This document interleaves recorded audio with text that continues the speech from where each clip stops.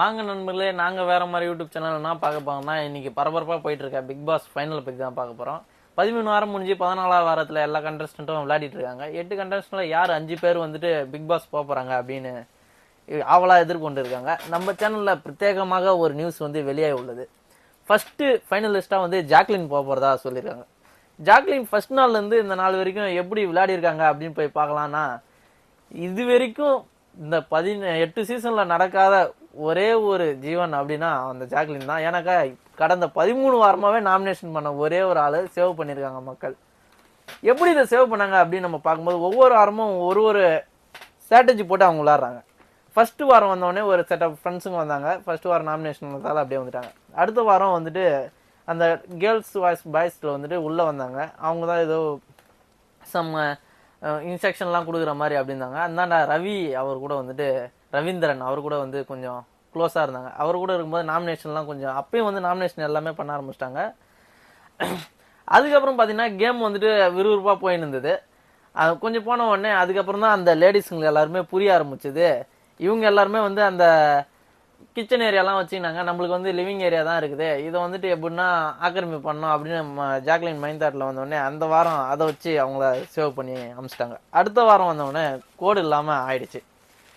கடந்த ஒரு 4 வாரமாக கோடு இருந்தது. அடுத்த வாரம் வந்துட்டு நம்ம சேதுபதி சார் வந்து கோடை எடுத்து விட்டாரு. அதுக்கப்புறம் தான் ஜாக்லினுடைய சுயரூபம் தெரிய ஆரம்பிச்சுது.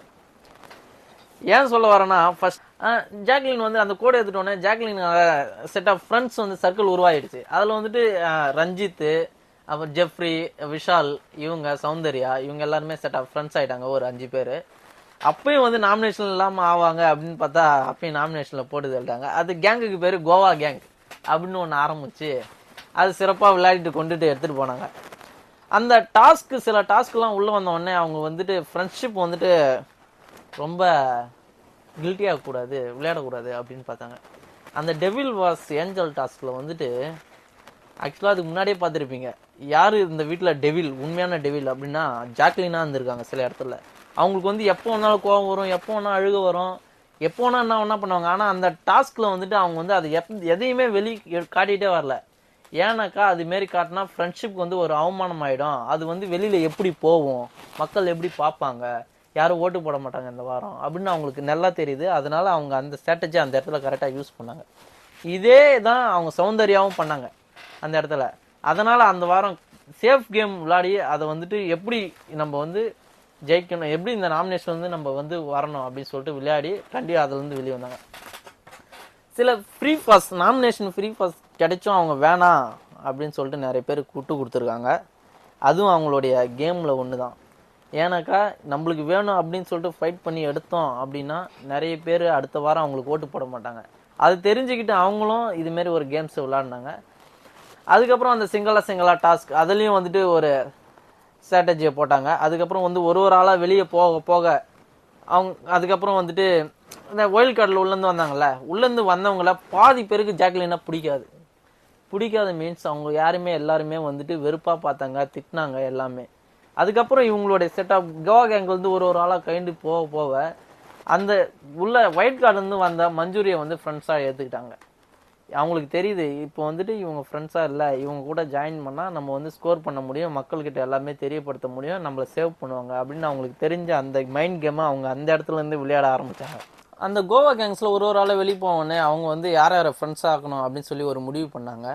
அதில் ஒரு ஆள் தான் மஞ்சுரியை ஃப்ரெண்ட்ஸ் ஆகினா அவங்களால கடந்த ஒரு 2 வாரம் வர முடியும் அவங்களுக்கு நல்லா தெரிஞ்சுது. அதுலேருந்து மைண்ட் கேம் உருவாக்க ஆரம்பித்தாங்க. அதெல்லாம் அவங்க 2 வாரம் கரெக்டாக வந்தாங்க.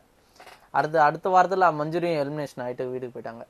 இப்போ இந்த 8 பேரில் யாரு கூட ஃப்ரெண்ட்ஸாக இருந்தால் இங்கே ஜெயிக்க முடியும் அப்படின்னு அவங்களுக்கு கரெக்டாக அந்த மைண்ட் கேம் வச்சுருக்காங்க. முத்து கூட இருக்கிறாங்க, இன்னொன்று தீபக் கூட இருக்கிறாங்க. இவங்க 2 பேருமே வந்துட்டு சேஃப் நல்ல கேமாக விளையாடிட்டு இருக்காங்க. எது பண்ணால் எப்படி போவோம் அப்படின்னு அவங்களுக்கு தெரியும். அதே ஜாக்லினுக்கு தெரியுது. தான் ஜாக்லின் அவங்க அதில் பண்ணிகிட்டு இருக்காங்க. அடுத்தது இந்த வாரம் என்னென்ன பண்ணுவாங்கன்னு பாருங்கள். கண்டிப்பாக அவங்க வந்துட்டு அதே 2 பேர் கூட தான் ட்ராவல் பண்ணுவாங்க. இதால் தான் அவங்க வந்துட்டு ஃபைனல் வர போகிறாங்க.